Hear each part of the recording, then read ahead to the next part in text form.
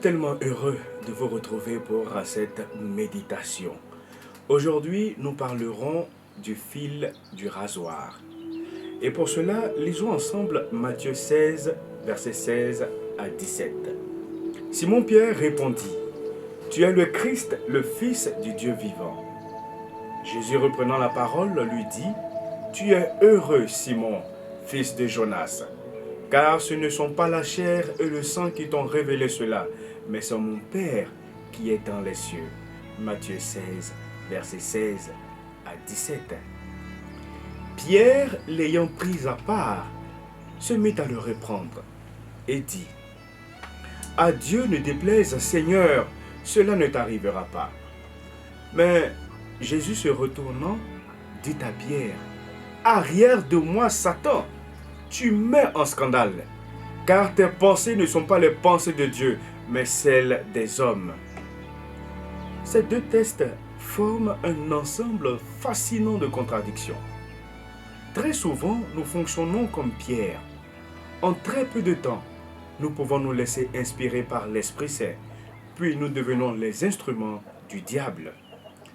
Une chose importante à éviter, c'est de croire naïvement ou hypocritement que ce changement d'état rapide ne peut nous affecter. Combien de gens se croient parvenus à un tel niveau de spiritualité que jamais tel ou tel péché ne pourrait les atteindre? Combien de personnes se vantent publiquement ou en leur fort intérieur d'être de grands spécialistes de la prière, bien plus proches de Dieu que nombre d'autres mortels, y compris de frères et sœurs? Il est essentiel de prier, mais si notre comportement ne reflète pas l'amour et la justice de Dieu, cela demeure vain et hypocrite. Dans sa bonté, Dieu nous a balisé la route à suivre afin que nous n'ignorions pas les divers écueils qui nous menacent. L'orgueil spirituel en fait partie. Ces choses leur sont arrivées pour servir d'exemple et elles ont été écrites pour notre instruction à nous qui sommes parvenus à la fin des siècles. Ainsi donc, que celui qui croit être debout prenne garde de tomber.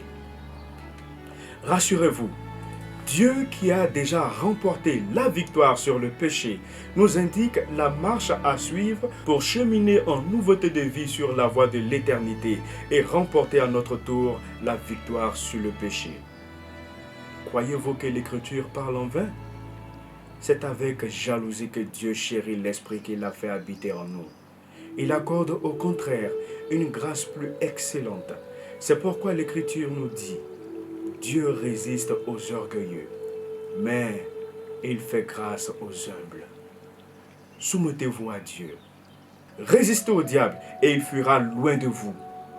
Approchez-vous de Dieu et il s'approchera de vous. Nettoyez vos mains pécheurs, purifiez vos cœurs, hommes irrésolus. Sentez votre misère, soyez dans le deuil et dans les larmes, que votre rire se change en deuil et votre joie en tristesse. Humiliez-vous devant le Seigneur et il vous élèvera. Telles sont les paroles de Christ pour nous. Que Dieu vous bénisse.